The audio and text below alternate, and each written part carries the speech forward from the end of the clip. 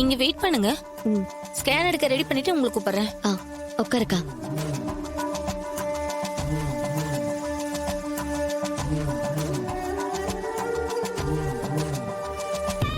அக்கா, ஏன் டல்லா இருக்கே? மனசுக்கு கவலையா இருக்கு ரேவதி.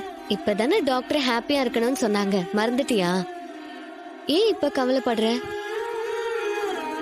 வீட்ல சந்திரா சித்தி பண்ற கூத்தெல்லாம் பார்த்தல. இதுல நான் வேற இந்த விஷயத்த அம்மா கிட்ட இருந்து மறைச்சுக்கிட்டே இருக்கேன். இன்னும் எத்தனை நாளைக்கு இதை மறைக்க முடியும் சொல்லு? நாளைக்கே இந்த விஷயம் வெளியில வந்தா அம்மா ரியாக்ஷன் என்னவா இருக்கும்? ஏற்கனவே என் புருஷன் மேல கடுப்புல இருக்க சித்தி இதை யூஸ் பண்ணி பிரச்சனையை பெருசாதான் ஆக்குவாங்க. இது எல்லாத்தையும் நினைச்சாதான் கவலையா இருக்கு. நடந்ததே நினைச்சு கவலைப்பட்டா அது வயித்துல வளர குழந்தையதான் பாதிக்கும்.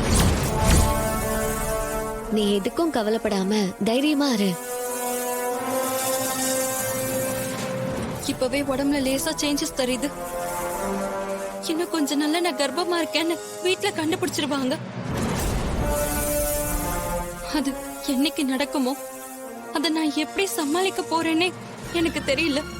நீ மட்டும் தனியா இல்ல, நானும் உன் கூட இருக்கேன். எது வந்தாலும் பாத்துக்கலாம். நீ கவலைப்படாம இரு.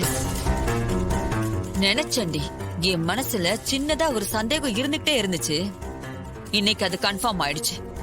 ஏண்டி, நீயும் உன் புருஷனும் என்ன வீட்டை விட்டு துரத்த பாக்குறீங்களா? முதல்ல உன் புருஷனை அந்த கார்த்திக் கிட்ட இருந்து நான் பிரிச்சு காட்டுறேன். பிரிச்சு உன்னையும் அவனையும் வீட்டை விட்டு துரத்துறானா இல்லையான்னு பாரு. என்கிட்ட வசமா மாட்டிருக்கடி. இத நான் சும்மாவே விட மாட்டேன்.